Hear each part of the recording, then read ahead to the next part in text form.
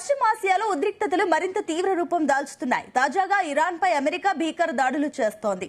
దీంతో ప్రపంచ చమురు రవాణాకు కీలకమైన హర్ముజ్ జలసంధిని ఇరాన్ మూసివేస్తున్నట్లు ప్రకటించింది. ఇకపై ఈ మార్గంలో ప్రయాణించి అన్ని నౌకలను లక్ష్యంగా చేసుకుంటామని హెచ్చరించింది. ఎవరైనా అతిక్రమిస్తే నౌకలను కాల్చేస్తామని హెచ్చరించింది. హర్ముజ్ ను దాటేందుకు ప్రయత్నించిన 2 నౌకలపై దాడి కూడా చేసింది. ఇక ఈ పరిణామంతో ప్రపంచ చమురు సరఫరాలో కీలక పాత్ర పోషించే హార్ముజ్ జలసంధి మూసివేత అంతర్జాతీయ మార్కెట్లపై తీవ్ర ప్రభావం చూపే అవకాశం ఉందని విశ్లేషకులు అభిప్రాయపడుతున్నారు.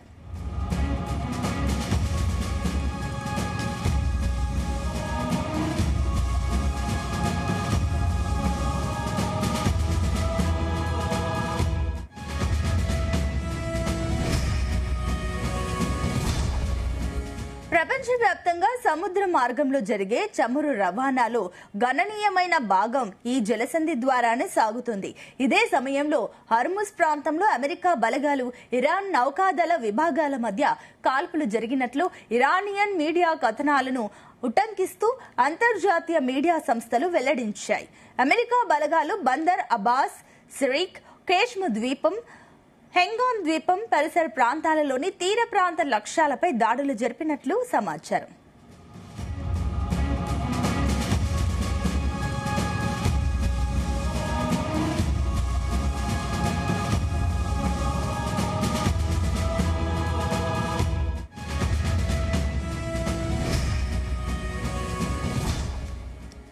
ఇరాన్ హర్ముజ్ జలసంధిని అక్రమంగా దాటేందుకు ప్రయత్నించిన 2 నౌకలపై దాడులు జరిగాయి. అమెరికా దాడుల కారణంగా మెనాబ్ కౌంటీలోని కార్గన్ ప్రాంతంలో 2 పౌరులు గాయపడినట్లు ఇరాన్ ప్రభుత్వ అనుబంధ మీడియా పేర్కొంది. మరోవైపు బందర్ అబ్బాస్ నగరంలో తాజాగా భారీ పేలుళ్లు చోటు చేసుకున్నట్లు సమాచారం. సిరిక్, మినాబ్ పట్టణాలు, కేష్మ్ ద్వీపం, ఉత్తర ప్రాంతంలోని గోర్గాన్ నగరంలోనూ పేలుళ్లు సంభవించినట్లు వార్తలు వెలువడ్డాయి.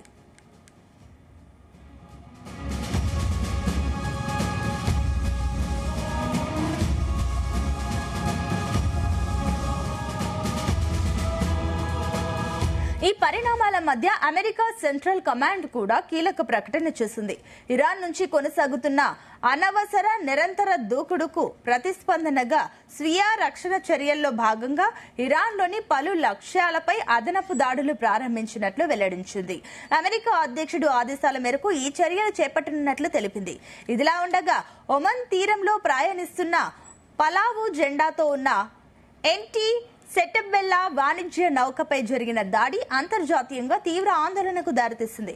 క్షిపణి దాడితో నౌకలో అగ్ని ప్రమాదం సంభవించగా 3 నావికులు గల్లంతైనట్లు సమాచారం.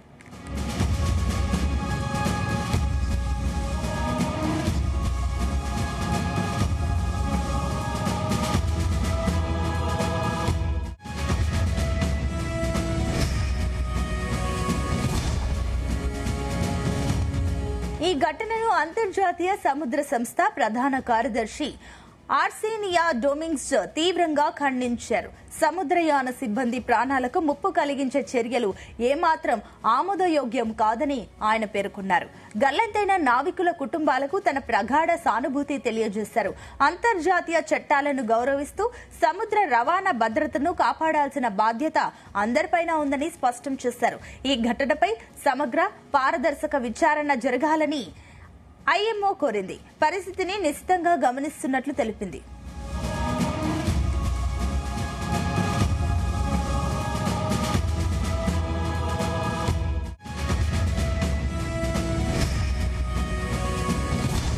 رژیم متجاوز صهیونیستی با نقض مکرر آتش بس شرارت‌های خود علیه مردم مظلوم لبنان را با چراغ سبز و حمایت آمریکای جنایتکار و سکوت مجامع بین‌المللی روز به روز افزایش داده و با استفاده از سلاح‌های ممنوعه از جمله بمب‌های فسفوری مرتکب جنایات جنگی می‌گردد.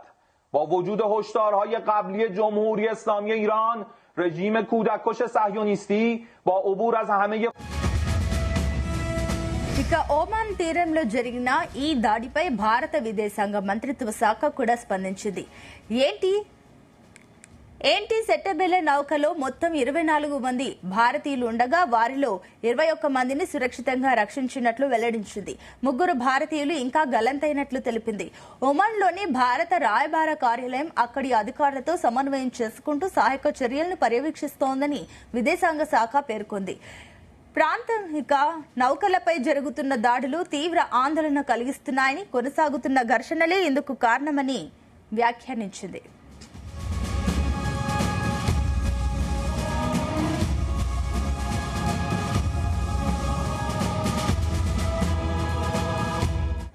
ఉద్రిక్తతలను వెంటనే తగ్గించాలని, దౌత్యపరమైన చర్చల ద్వారా సమస్యకు పరిష్కారం కనుగొంటామని భారత్ మరోసారి పిలుపునిచ్చింది. ఇక ప్రాంతంలో శాంతి స్థిరత్వం పునరుద్ధరించేందుకు అన్ని పక్షాలు సమన్వయం పాటించాలని విజ్ఞప్తి చేసింది. మరోవైపు గల్ఫ్ ఆఫ్ ఒమన్ లో ఇరాన్ చమురును తరలిస్తున్న నౌకలను అడ్డుకునేందుకు అమలు చేస్తున్న దిగ్బంధనంలో భాగంగానే పలావు జెండాతో ఉన్న సెట్టబెల్లా నౌకను నిలిపివేసినట్లు అమెరికా సెంట్కామ్ ప్రకటించింది. నౌకా సిబ్బంది ఆదేశాలను పాటించకపోవడంతోనే ఖచ్చితమైన ఆయుధాలతో ఇంజిన్ గదిని లక్ష్యంగా చేసుకుని కాల్పులు జరిపినట్లుగా తెలిపింది.